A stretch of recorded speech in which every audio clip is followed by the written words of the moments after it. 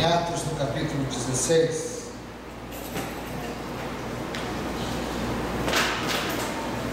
verso 9.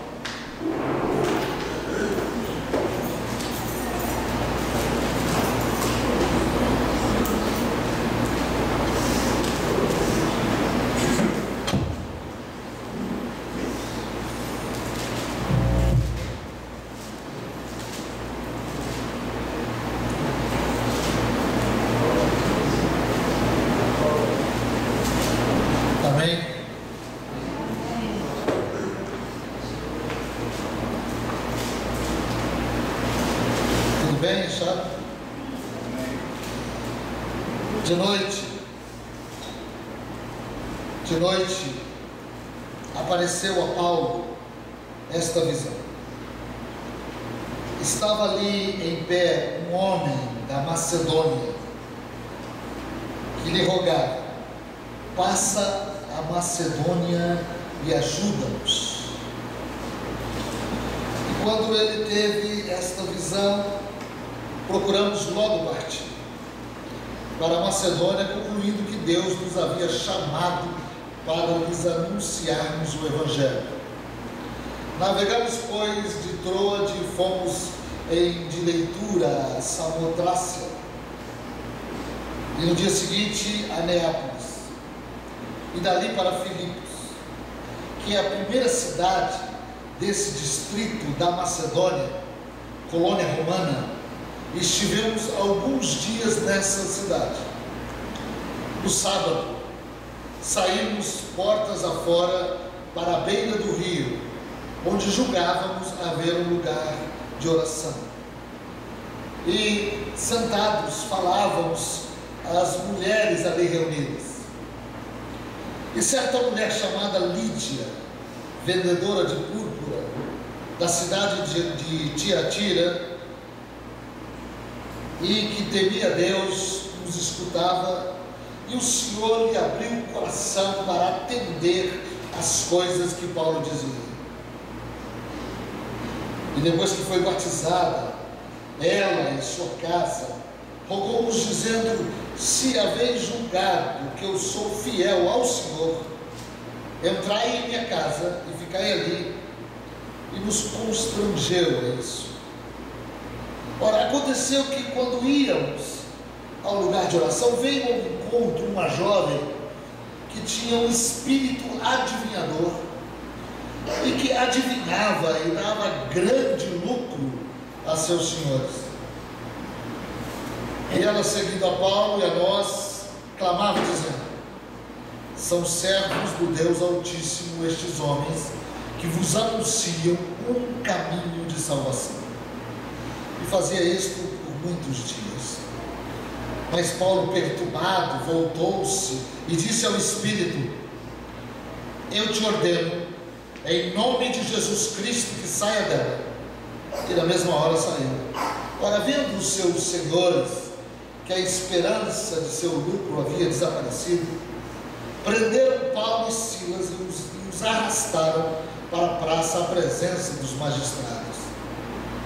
E apresentando-os aos magistrados, disseram: estes homens, sendo judeus, estão perturbando muitos a nossa cidade, e pregam costumes que não nos é lícito receber nem praticar, sendo nós romanos. A multidão levantou-se a uma contra eles, e os magistrados, rasgando-lhes os vestidos, mandaram açoitá-los com varas. E havendo-lhes dado muitos açoites, os lançaram na prisão, mandando ao carcereiro que os guardasse com segurança. Ele, porém, tendo recebido tal ordem, os lançou na prisão interior e lhes segurou os pés no tronco. Pela meia-noite, Paulo e Silas oravam e cantavam hinos a Deus, enquanto os presos os escutavam.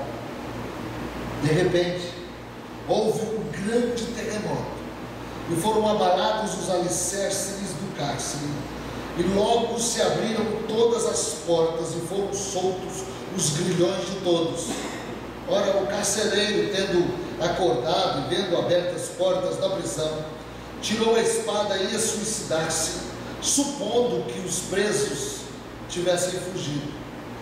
Mas Paulo bradou em alta voz, dizendo: não te faças nenhum mal, porque todos aqui estamos. Tendo ele pedido luz, saltou dentro e todo trêmulo se prostrou ante Paulo e Silas, e tirando-os para fora disse: senhores, que me é necessário fazer para me salvar?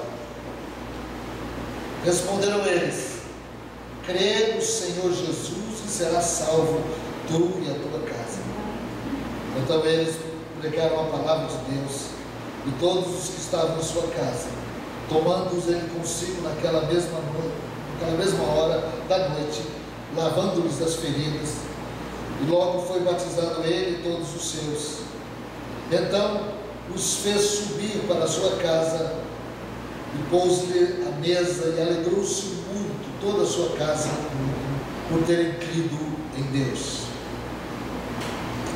Vamos orar, feche os teus olhos, ligue o seu coração a este Deus maravilhoso, que nos propicia esta grande chance, esta grande oportunidade de ouvirmos a palavra, percebermos através da palavra a voz do Espírito e vermos no nosso coração Deus aplicando esta palavra ao nosso ser. Esta é uma oportunidade maravilhosa, especialíssima.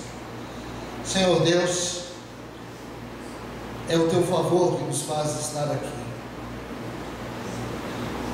Quando me encontrei contigo, Pai, diante dos vendavais, das inseguranças, achei que por pouco tempo conseguiria ficar preso a Ti, mas seria levado pelo vento. Mas hoje, Pai, passado mais de 30 anos, tenho um reconhecimento da Tua poderosa mão e da Tua maravilhosa graça.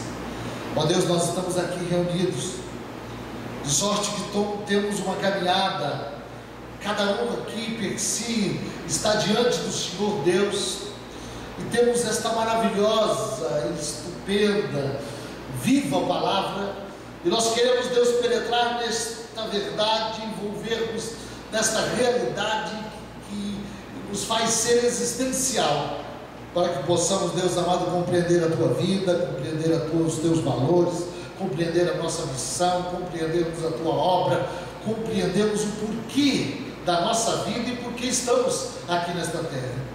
Ajuda-nos, em nome de Jesus, nesta noite. Amém. Graças a Deus. Queridos, conhecer a palavra e ouvir os testemunhos dos homens e das mulheres que ouviram e tiveram a coragem de se entregar a este Deus, e perseverar, e tiveram um começo e um final de vitória na presença de Deus, é algo maravilhoso. Paulo, ele aqui está nos apresentando um testemunho interessantíssimo do poder de Deus e das manifestações de convencimento do Espírito. Mas ele foi um homem que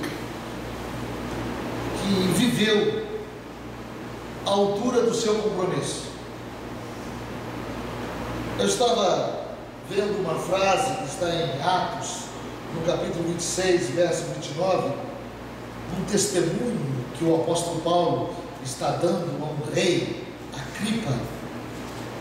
Ele está no final da sua vida. Então ele diz ali: não fui desobediente à visão celestial.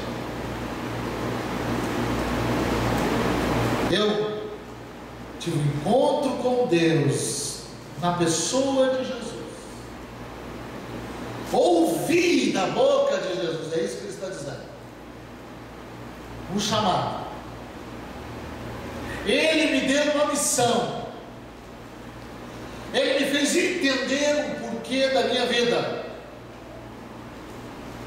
E eu não fui desobediente.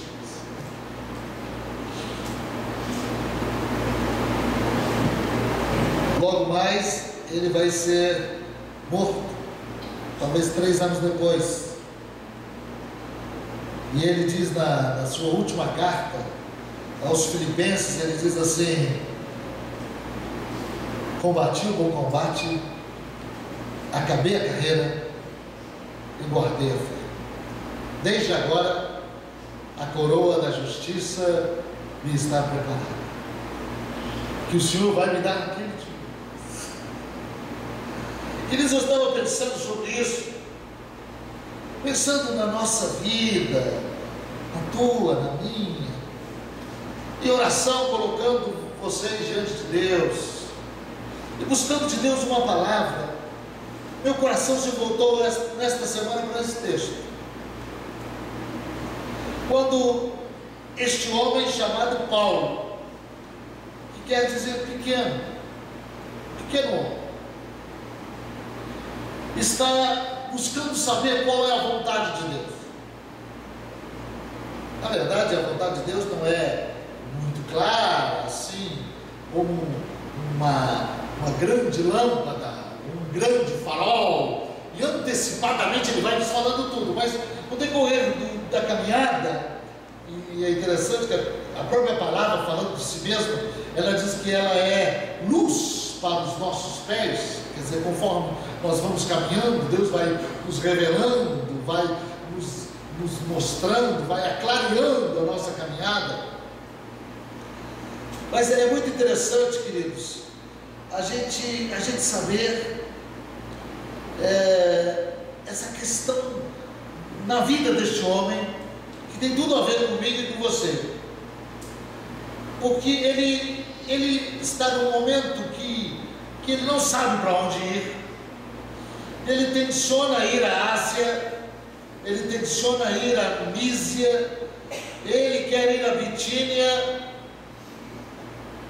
Versículos anteriores estão falando estas direções que ele está tendo, mas o Espírito de Cristo não o permitiu.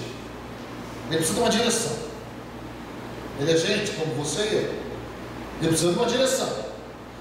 Ele tem visões pessoais, mas ele é sabedor de que o caminho que ele tem que seguir é através da voz de Deus. Aqui é um sinal extraordinário na caminhada de quem está disposto a ouvir a voz de Deus, não sendo desobediente à visão do Senhor sobre a sua própria vida.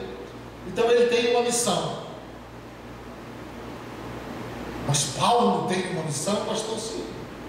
E eu? Você também tem uma missão. E essa missão está totalmente atrelada, vinculada aos interesses de Deus na sua vida, que vão partilhar os interesses dos outros também, porque nós somos pessoas sociáveis, somos ligados a comunidades e somos como um tipo de um quebra-cabeça, e sem a sua pessoa não haverá um término daquela visão que deve ser estabelecida por Deus. Então Deus colocou cada um de nós como uma pecinha-chave. Você já trabalhou, eu digo que é um trabalho, montando um grande quebra-cabeça? Tem quebra-cabeça aí de 1000, né? Pedacinhos. Mas só vai, um pedacinho daquele é extremamente importante. A igreja, eu estou aqui, quero falar sobre ser igreja, em defesa do ministério de cada um, é você ser parte vital de um processo que precisa funcionar devidamente, sem a qual a obra que Deus tenciona fazer não será completa sem a tua participação, sem a minha participação. Aliás, sem a minha participação, vamos dizer que eu sou Paulo, sem a participação de Paulo, aqui o Evangelho não teria chegado como chegou à Europa. É o primeiro ponto europeu alcançado pelo Evangelho através deste missionário, homem desprendido, que ouviu e viu a ação de Deus sobre a sua vida de uma maneira maravilhosa. Mas aqui ele está tendo à noite ali uma visão espiritual. Ele vê um homem com trajes macedônios, e aquele homem, e ele conhecendo aquela vestimenta, e aquele homem dizia: passa a Macedônia e ajuda-nos. Na verdade, naquela visão, aquela pessoa estava ali representando todos os macedônios. Talvez até era um anjo de Deus ali falando com ele, eu não sei, mas aquela visão mostrava alguém caracterizado, vestido com aquela cultura e necessidade. E aquele que viu a visão era um homem que tinha palavras que ninguém mais tinha, e uma missão que era para ele realizar. Então ele ouve aquilo, e Lucas, que escreveu o livro de Atos, nos fala que quando Paulo teve a visão, imediatamente, fala comigo, imediatamente, eles partiram. A ideia aqui é que partiram de noite, imediatamente. Eu tenho procurado conectar esta palavra àqueles que estão mais perto de mim, mostrando que a necessidade que nós temos de obedecer imediatamente. Fala comigo, imediatamente. Se não, veja, eles foram, e estava ali então pelo Espírito de Deus. É o Espírito de Deus que realiza, é o Espírito de Deus que envia, é o Espírito de Cristo agora que está querendo atingir. Na verdade, é o próprio Cristo que deu o comando para que nós pudéssemos e para que nós possamos realizar a sua obra. E assim, ao comando de Jesus, nós podemos caminhar e ir segundo os talentos e os dons e as capacidades que todos nós temos na nossa comunidade, ou na nossa vida, ou no ministério que cada um tenha chamado. Então ele vai a Filipos, e ali ele chega, e diz aqui a Bíblia que ele fica com Silas, com Lucas, deve estar aqui Timóteo também. Eles ficam ali em um lugar de portas fechadas. Diz no sábado, saímos portas afora, para a beira do rio. É impressionante isso. A gente percebe um homem esperando a orientação de Deus. Deus fala, sim ou não? Impressionante. Deus não fala exatamente na hora que você quer que ele fale, mas fala na hora que precisa realmente que ele fale. Então eles vão, e ali em Filipos não havia uma sinagoga. A sinagoga era um tipo de templos assim que eram erigidos, eram construídos pelos judeus quando moravam distantes de Jerusalém. E os judeus sempre foram comerciantes e moram espalhados pelo mundo. Hoje também era assim. E naquela cidade de Filipos não havia uma sinagoga, porque não havia 10 homens homens maduros, para formar uma sinagoga. Era necessário 10 famílias. Então, como não havia uma sinagoga onde se pregava a palavra do Antigo Testamento, que normalmente os que iam evangelizando iam visitar, se houvesse judeus ali, havia um lugar. E eles descobriram que havia um lugar à beira do rio, onde mulheres se reuniam, mulheres judias se reuniam para ministrar a palavra. E eles tinham um tipo de uma reunião ali, e Paulo e Silas foram ali, e ele disse que aquele lugar era um lugar de oração. E ali, quando eles estão ali sentados, começando a falar com aquelas mulheres ali reunidas, há uma coisa muito interessante aqui, queridos, e tem tudo a ver, depois você vai ver que tem tudo a ver com aquilo que eu estou falando. Diz Paulo que há entre essas mulheres uma mulher chamada Lídia. Quem é Lídia? Ela é uma comerciante, uma vendedora de púrpura da cidade de Tiatira, e diz o texto que temia a Deus, nos escutava, e o Senhor lhe abriu o coração para atender as coisas que Paulo dizia. É o Espírito de Cristo que convence, e é o Espírito de Cristo que faz com que o nosso entendimento seja aberto. Você vê que essa mulher temia Deus, mas ela não compreendia ainda as coisas devidamente. Ela temia Deus, mas não sabia da centralidade do Evangelho, não sabia sobre Jesus.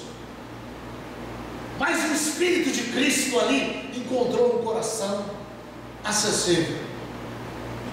Esse coração então se abriu pela movimentação e instrumentalidade do Espírito Santo, e esta mulher recebeu Jesus, e diz o texto que imediatamente ela foi batizada, e ela passou a ser hospedeira daqueles missionários, e não só ela, mas toda a sua casa.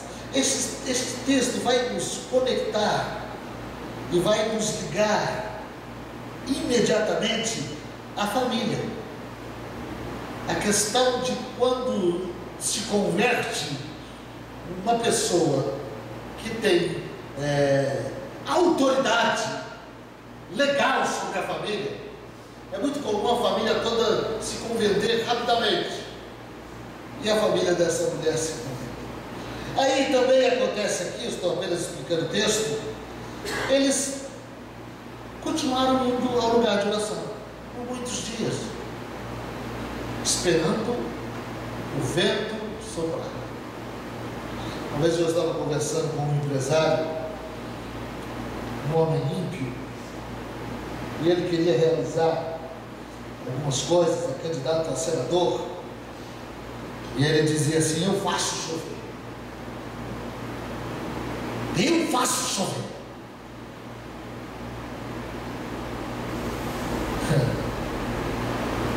Queridos, nós temos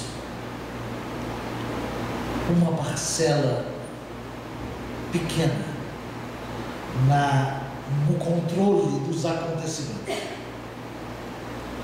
Nós não temos capacidade nem de controlar 20%. Por quê?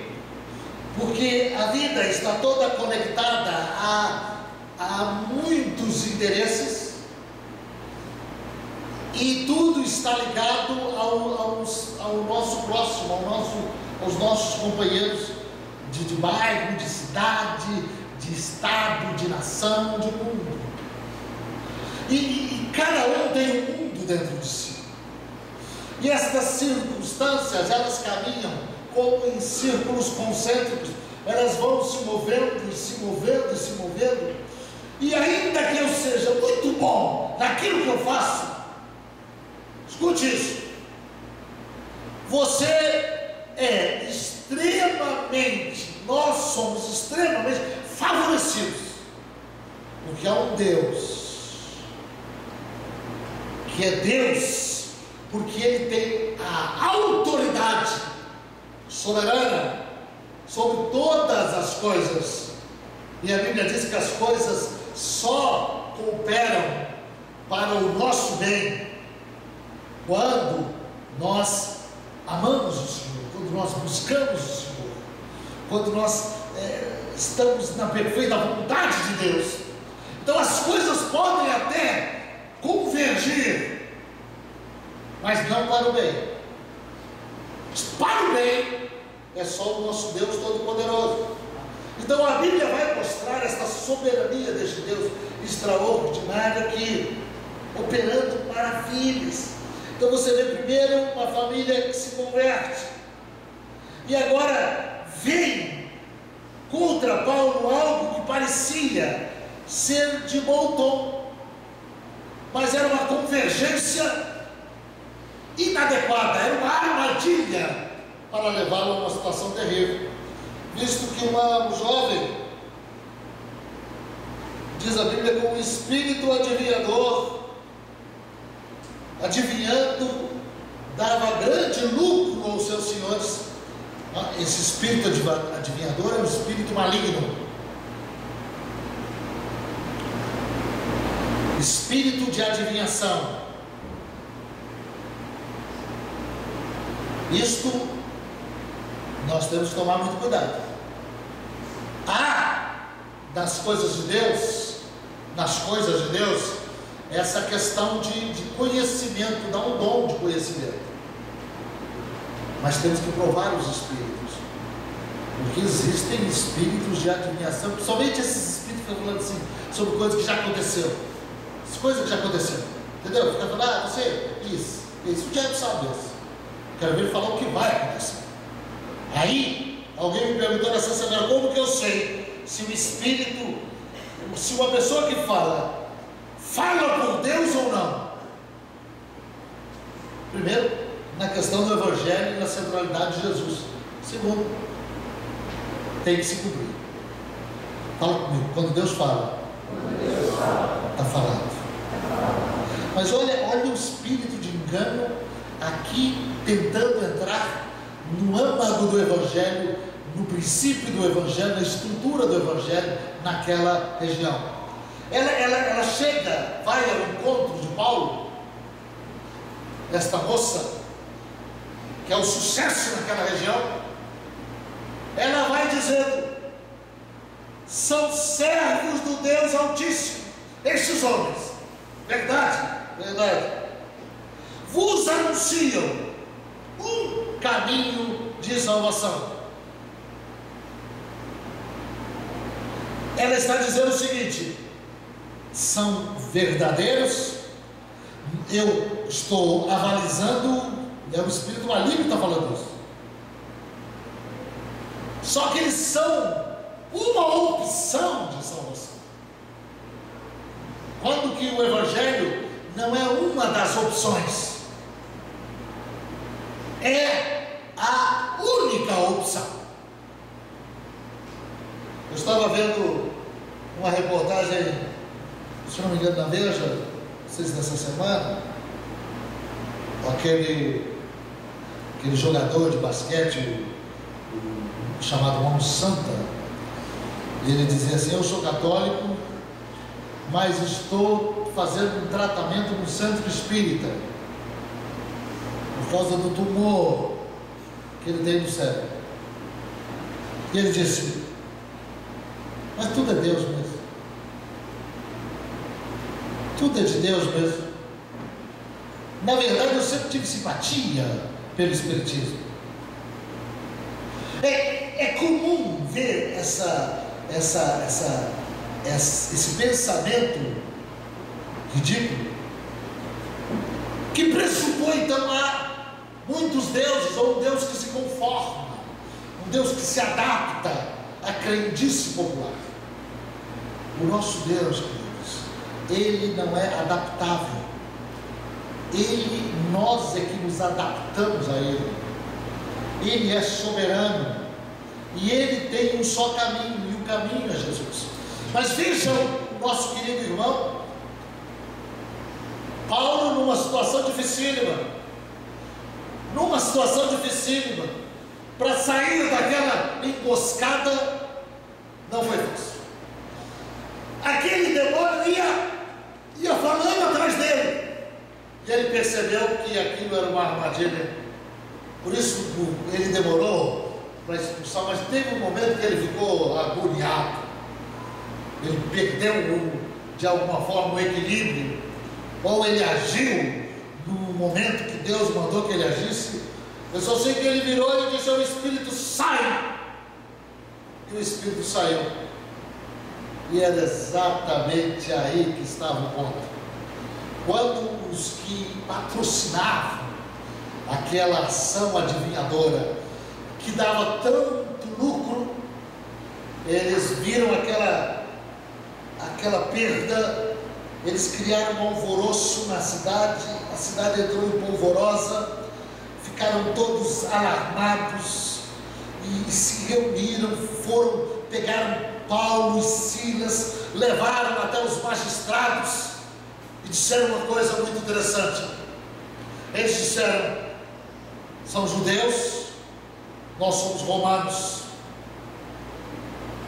e eles trazem costumes que não nos é lícito realizar. É interessante, queridos, que o Evangelho, ele quebra e ele vem realmente atingir costumes. E é interessante aqui, queridos, essa situação que Paulo e Silas se viram. Olha o que aconteceu: eles rasgaram as vestes de Paulo e Silas. Eles dois foram fustigados com varas, e era uma forma de açoites que cortava mesmo. Cortava, normalmente era 39 açoites que se davam. Eles foram presos, e não só presos, encarcerados, mas algemados e colocados no tronco, que é um tipo de tortura que vai apertando. O carcereiro teve ordem para guardá-los em segurança, então colocou lá no fundo da prisão. E diz a Bíblia, mais uma vez também à noite, mas aqui fala à meia-noite, Paulo e Silas oravam, cantavam hinos a Deus, enquanto os outros presos os escutavam. Interessante, o cárcere não pôde entrar dentro do coração daqueles que serviam a Deus. Não tem como entrar. Quando a gente se solta nos braços de Deus inteiramente, confia em Deus, passamos, vivenciamos, mas a prisão não consegue entrar. Não consegue. O carcereiro que estava ali guardando, ele estava encarcerado. Paulo e Silas não estavam encarcerados. Deus queria que eles entrassem lá naquela masmorra. Deus queria que eles cantassem e adorassem e pregassem lá dentro daquela prisão. Como eu vou entender isso, se não é a linguagem do amor? Como que eu vou entender isso? Um Deus que não é só meu Pai, mas é nosso Pai, e um Deus que precisa de ter um absoluto comando sobre a sua vida. Quando Deus fala contigo em qualquer área da sua existência, como você faz? Como você faz? Você obedece? Ou você sempre endurece o coração? Ou obedece em parte? Queridos, é tão interessante, por que esses homens estão ali adorando a Deus? Eles estão entrando num caminho de uma arma que se torna arma arma mais poderosa que existe no universo.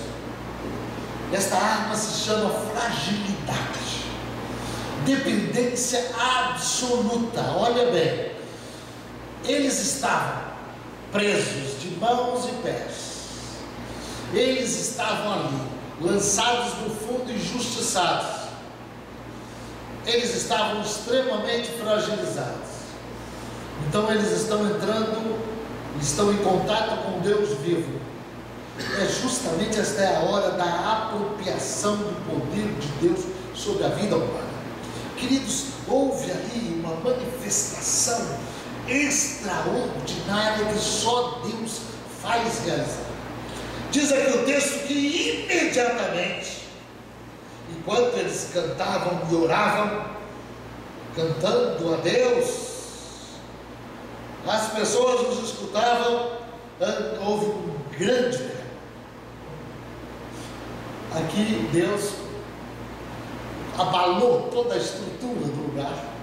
E é tão interessante, olha o terremoto de Deus, os alicerces do cárcere foram abalados, e todas as portas que tinham grades foram abertas, todas as algemas foram quebradas, todos que estavam no tronco foram libertos. Olha o terremoto de Deus, quando ele se realiza, na hora que ele realiza-se, é tremendo. E aquela pessoa ali que estava ensanguentada, estava ali, parecia que ia morrer, a coisa virou de uma hora para outra. Quando eu estava aqui na igreja, cheguei em casa e meus filhos viriam para cá para orar. Eu cheguei em casa quase meia-noite e estava aqui essa linda senhora assistindo a 100 nocautes lá do, como é que chama? UFC. Essa daí foi benzinho, mas mulher não assiste essas coisas, ela gosta dessas coisas. E ela ficou ali vendo. E eu vi uma coisa interessante, um dos nocautes, um camarada, os dois ali, ele foi batendo tanto no outro e o outro estava bem, assim, quase caindo, ele quase caiu. Mas quando ele estava quase caindo, e o outro ali batendo muito, que já estava praticamente nocauteado, ele virou e deu uma no camarada. E o outro foi nocauteado. Ninguém podia esperar aquilo. Mas Deus, ele faz estas, parece que até uma ironia, mas ele parece até uma brincadeira, mas ele faz exatamente isto com aqueles que o temem. Ele deixa as coisas irem a tal situação, para que você e eu, quando nos firmamos nele, queridos, a nossa confiança precisa estar em Deus. Na hora da dificuldade, nós temos que aprender a confiar neste Deus maravilhoso. Quantos podem dizer amém, gente? Amém. Querido, que coisa extraordinária. Coisa extraordinária. Aquele que estava aparentemente destruído, olhou lá de dentro do fundo e viu o carcereiro tirando a espada e indo se suicidar, pensando que todos tinham fugido. E o primeiro que foi salvo foi o carcereiro. Ele gritou: não faça isso! Todos aqui estamos. Olha que Deus extraordinário. Abriu. Você já viu o que é uma prisão? Quando abre tudo, ninguém saiu. O carcereiro guardou a espada e então ele tira Paulo e Silas para fora e diz: o que eu faço?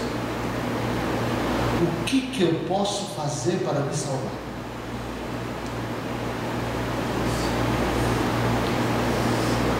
Lindo, né? Servir a Deus é lindo, queridos. Vale a pena. O que eu posso fazer para me salvar? Eu estou perdido. Eu estou perdido. Isto é maravilhoso. Uma verdadeira convicção de arrependimento parte do pressuposto de entendimento que está perdido. Eu estou perdido. O que eu posso fazer? E Paulo vira para ele e fala: crê no Senhor Jesus. Crê no Senhor Jesus e será salvo tu e a tua casa. Fala para o seu irmão: crê no Senhor Jesus e será salvo tu e tua casa. E a pergunta que se põe é: o que é crer no Senhor Jesus?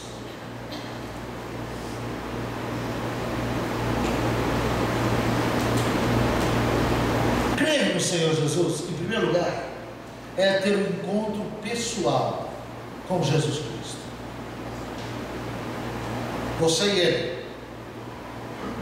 Isso é impressionante. Ontem eu estava orando, ali no escritório, devia ser em torno de 11 horas, 11 e pouco, antes de ir para casa em torno de meia-noite. Veio uma presença tão maravilhosa de Deus ali. Era perceptível isso. Eu já vi isso centenas e centenas e centenas de vezes. Mas o que é isso? É crer e continuar crendo. Queridos, um encontro pessoal com Jesus Cristo. Você já teve? Você já teve? Crer no Senhor Jesus não é só ter um encontro com Ele, é ter a visão celestial das coisas, é passar a ver as coisas num prisma eterno, é olhar com os olhos do Todo-Poderoso. Quando somos jovens, nós temos muitas ilusões. Quando somos velhos, podemos perder as ilusões. Mas quando nós encontramos Jesus verdadeiramente, a visão se abre no nosso coração. A visão da eternidade. A visão da eternidade, isso é extraordinário. A visão do céu. Crer no Senhor Jesus é ter uma visão renovada e ampliada, isto é, desenvolver este relacionamento. Quanto mais nós vamos andando com Ele, nós vamos percebendo quando Ele fala, como fala, e vamos percebendo também o senhorio dEle, que convém que nós falemos também a Ele, entregando-nos. Queridos, obedecer não é fácil.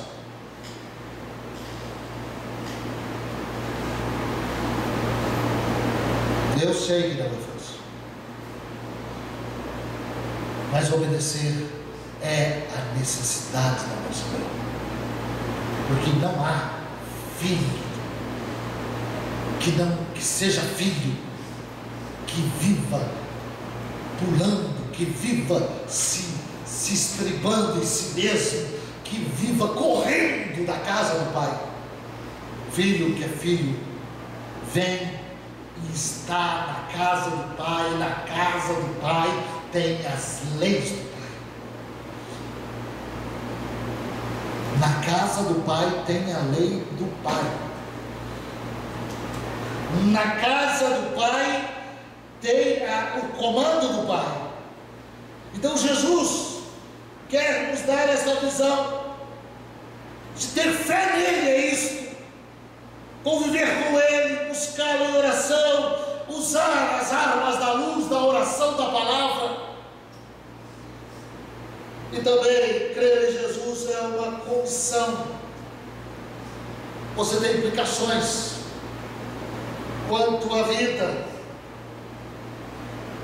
Você tem que fazer algo que o represente.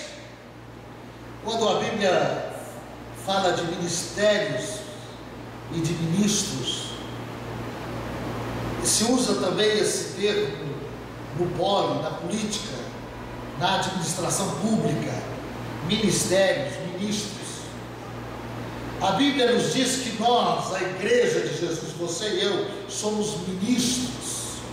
Nós representamos uma potestade, que é a potestade celestial.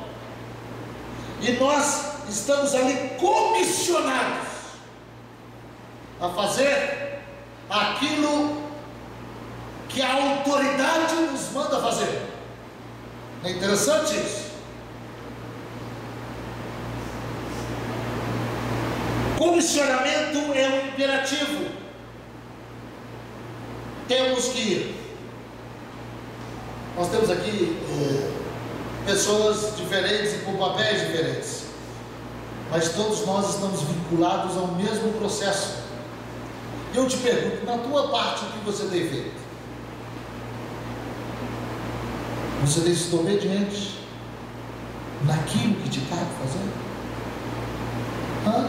Pastor, mas eu não gosto muito do senhor, eu não concordo muito com isso, eu não concordo muito com aquilo, eu tenho aquilo, mas isso e aquilo, minha vida também está sendo atrapalhada, isso e aquilo, hoje eu não posso contribuir, mas eu contribuo só com uma parte, outra não tem problema, eu dou o que eu quero dar, eu faço o que eu quero fazer, eu venho a hora que eu quero, eu volto a hora que eu quero, eu faço o que eu quero. Queridos, Jesus te chamou e te comissionou, e o serviço é atribuído conforme os dons e habilidades que Deus dá. Eu me lembro a primeira vez que eu vi uma pessoa sendo usada por Deus extraordinariamente. Eu vi muitos sinais na vida daquela pessoa, do amor que esta mulher tinha pelos pedidos. A casa dela vivia cheia de pessoas que ela ganhava para Jesus. Uma jovem, com um papel importantíssimo na minha vida, na questão da conversão. Mas um dia eu olhei para ela e pensei, meu Deus, se um dia eu for usado por Deus, eu gostaria de ter o dobro do resultado que ela tem. Acho que eu nem deveria ter falado isso, porque eu coloquei um limite, né? Mas aquilo me impressionou. Mas depois, quando você vai convivendo com Deus, você vai vendo que a coisa não é bem assim. Deus dá dons, e dá qualidades, e dá talentos diversificados, e dá capacidades inúmeras. Então, a fidelidade não é por aquilo que o outro faz, mas é por aquilo que Deus te comissionou. Deus te comissionou, e os talentos que Ele te deu, e a habilidade que Ele te deu, e como nós o servimos naquilo que temos. Crer em Jesus também é quebrantamento. Orgulho não consegue subsistir diante de Jesus. Sucumbe. Eu tenho estado em contato com algumas biografias dessas 2 semanas, de grandes homens. É tão interessante você ver a vida da pessoa e depois ver que tudo aquilo acabou. Eu estava vendo a biografia do Leonardo da Vinci, um gênio, muito à frente do seu tempo. Passou o resto da sua vida vivendo miseravelmente, tendo muito dinheiro. Ele escondia o dinheiro e vivia na miséria. Ele tinha alguns parentes que ele mantinha com regalias, mas ele mesmo nem tomava banho direito, não se portava com as vestes e vivia ali naquele mundo dele. Na verdade, não usufruiu quase nada daquilo que ele deixara na sua genialidade. Eu posso citar muitos aqui que eu tive contato essa semana. Eu fico pensando, aquilo que é mais comum numa pessoa bem-sucedida é exatamente esse ponto: o orgulho, a arrogância. Crer em Jesus é sucumbir, seu Deus. Tozer, um dos maiores pregadores do nosso século, disse algo interessante. Ele diz assim: o Senhor não pode abençoar plenamente um homem enquanto não o tiver vencido. O grau de bênção desfrutada por qualquer homem corresponderá exatamente à vitória mais ou menos completa de Deus sobre ele. Que coisa tremenda, querido.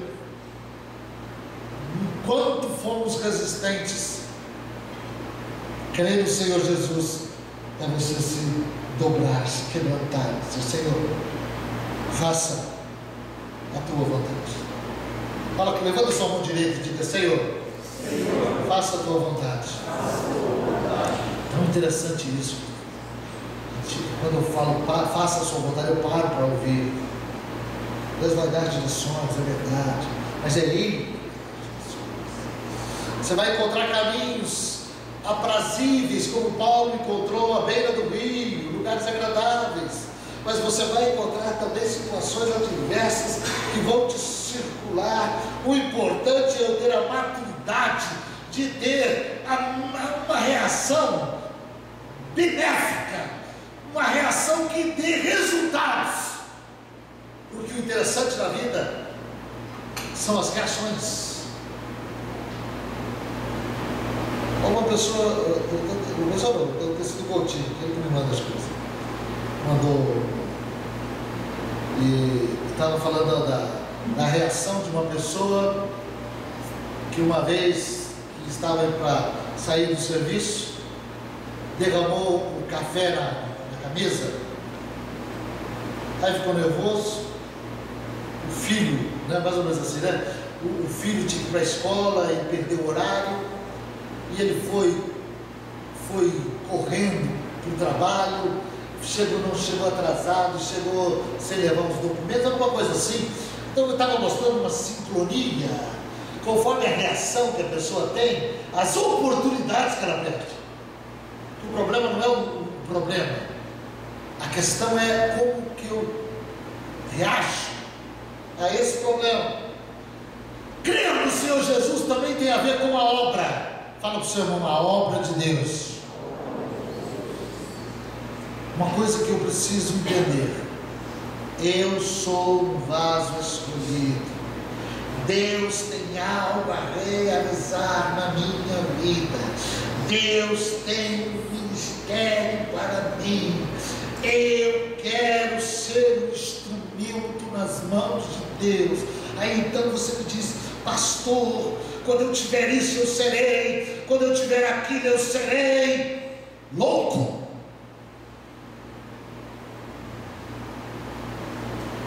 Hoje você tem que ser nas pequenas coisas.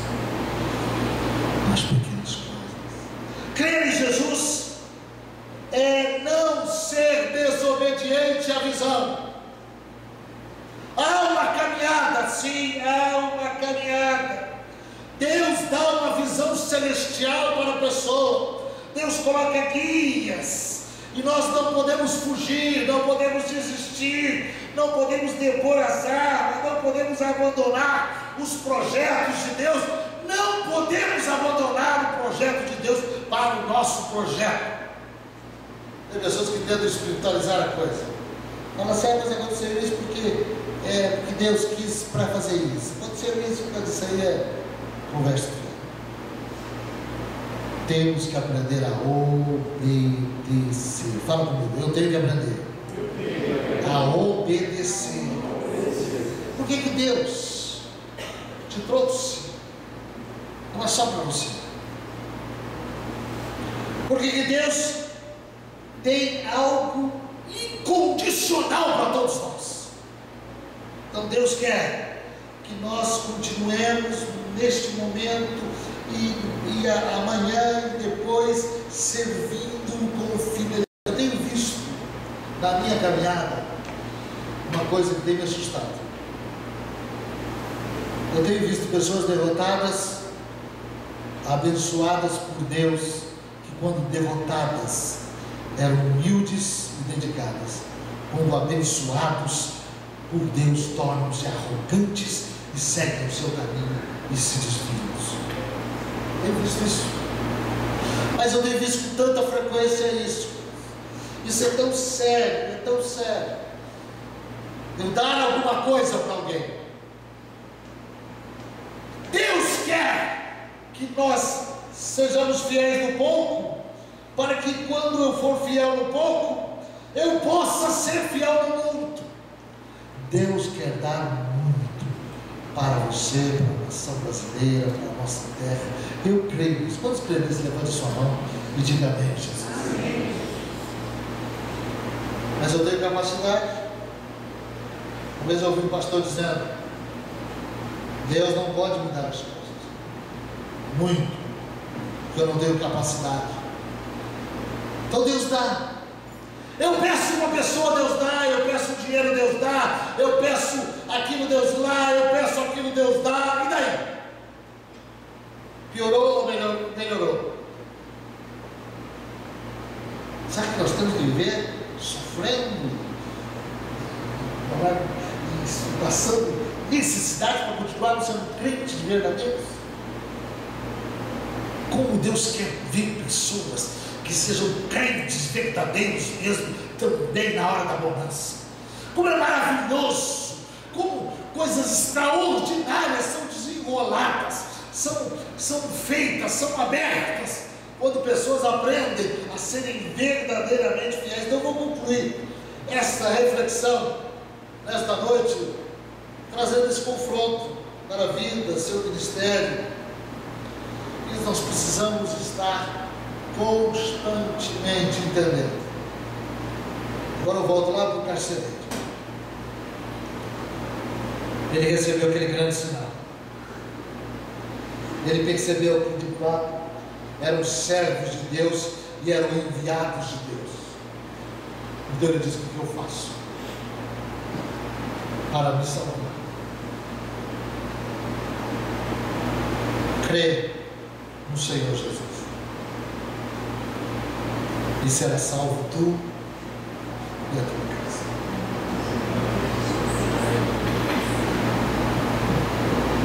Há uns anos atrás, uns 5 anos atrás, talvez, não, mais, uns 7, 8 anos atrás, eu fui conhecer a cidade da minha bisavó, Teresa, que se converteu.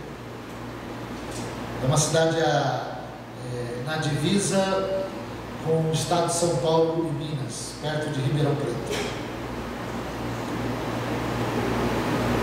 E quando eu estava subindo assim a avenida principal, eu estava com um casal de pastores, e o meu, e eu vi um senhor de chapéu, e eu perguntei, eu falei para o casal assim: vamos ver se a minha avó, minha bisavó, foi uma mulher que deixou um resultado nessa cidade.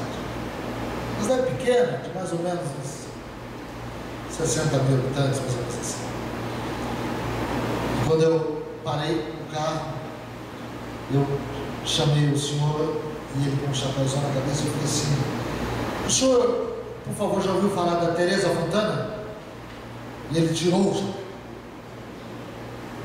Ele abaixou a cabeça, olhou para mim e falou: como que eu não poderia ouvir falar? Eu nasci dos braços dela. Ela foi uma parteira. Minha bisavó, ela veio da Áustria e tornou-se uma pessoa muito importante naquela cidade. E nós fomos ali no centro e as pessoas iam cumprimentando e falando: olha, aqui, esse é neto, bisneto da dona Teresa. Todo mundo ali na rua já ouviu falar de uma senhora que morreu em 67, que tornou-se um histórico. E quando ela tinha mais ou menos 60 anos, ela se converteu. E na casa dela se realizava reuniões de pregação do Evangelho. E minha mãe dizia que tinha assim um monte, assim, umas bandejas grandes, cheias de xícaras ali para o café, para tomar um cafezinho. Uma mulher se converteu, não sei como ela se converteu, não conheço exatamente a história, mas ela se converteu. Anos depois,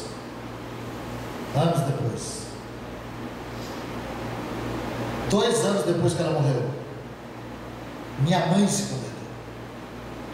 Minha mãe tem o mesmo nome dela, Teresa.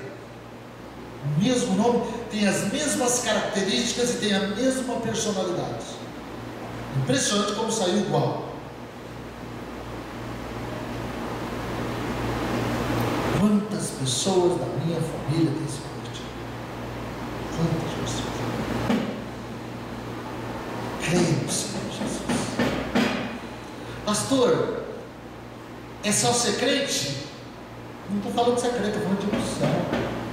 Estou falando de um culto com Jesus, de ser salvo e de permanecer salvo. Pastor, como que eu permaneço salvo? Permanecer salvo não é nunca tropeçar, mas permanecer salvo não é ficar no pecado. O pecado para nós é um tropeço. Queridos, eu e você temos um ministério. Oxalá você entenda nesta noite. Bem seja que você entenda nessa noite que então temos um ministério. Deus te colocou aqui, um lugar simples. Deus te colocou aqui. Estamos presos. Deus nos amarrou aqui. E daí? Deus tem uma missão para você. Amém? Pastor, eu vim para cá e você está aqui, em outro lugar. Então Deus tem uma missão para você. Não é conversa fiada, não é história, não é vir aqui simplesmente vir, mas é se envolver. Se envolver. Vamos ficar aqui.